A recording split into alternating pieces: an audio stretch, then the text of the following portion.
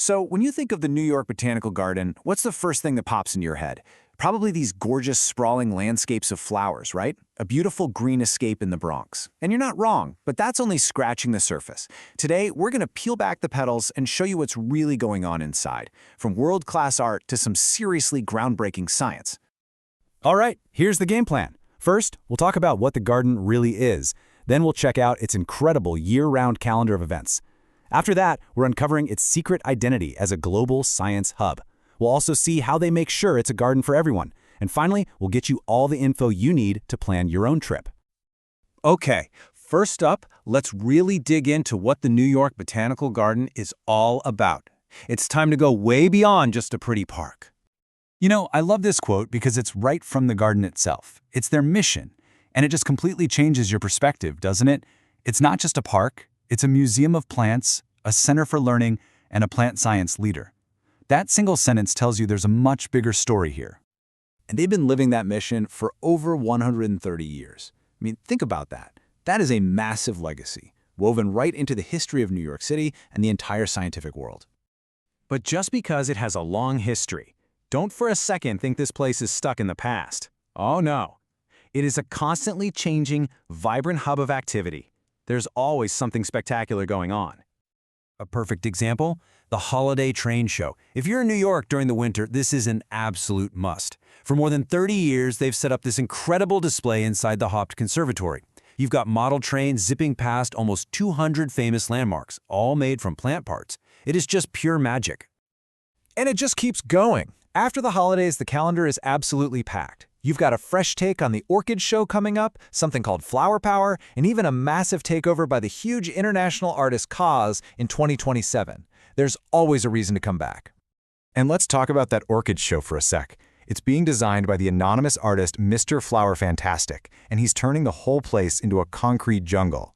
It's this amazing mix of incredible flowers, New York City street style, and high art. It just goes to show how the garden is always pushing boundaries. Okay, get ready for a major shift here. We've seen the beauty, we've seen the arts, but there is a hidden engine running this entire institution that most people never ever see. And honestly, it might be the most important part of the whole operation. So what is this hidden engine? What's really going on behind the scenes away from all the public displays? Well, the answer is a mind-blowing scientific research program. Seriously, the scale here is just staggering. NYBG scientists are out there leading projects all over the world. They're in the Amazon, they're studying fungi, they're researching bryophytes, those are mosses, which are super important for understanding environmental health. This is vital, boots-on-the-ground conservation work.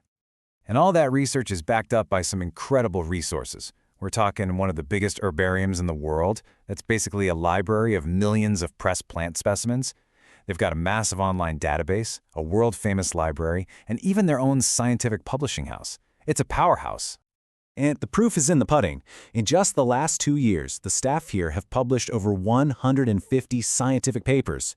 This isn't just a side project. It's a full-blown global center for plant science that's actively discovering and protecting life on our planet.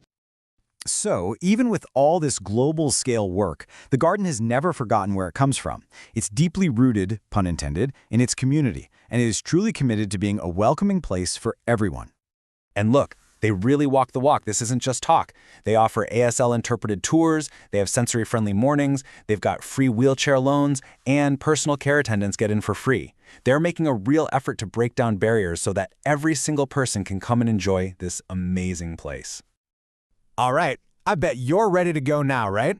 We've covered the art, the science, the community, so let's get down to the nitty-gritty and figure out how you can plan your own visit. First things first, the basics. The garden's open Tuesday to Sunday, 10 in the morning to 6 at night, and you can find it at 2900 Southern Boulevard, right in the Bronx. Simple as that. Now, for tickets, you've pretty much got two main choices. The All-Garden Pass is the whole shebang. It gets you into the special shows, the conservatory, the tram, everything.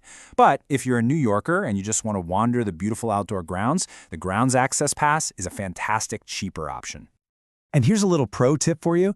On Wednesdays, if you're an NYC resident, grounds admission is totally free, all day long. Not a resident? No worries. It's still free for everybody between 10 and 11 a.m. on Wednesdays. It's a great deal. And you know, if you plan on going more than once a year, You should really look into a membership. It pays for itself so fast. You get free admission all year, and this is the big one, it includes free tickets to those huge events like the Holiday Train Show and the Orchid Show.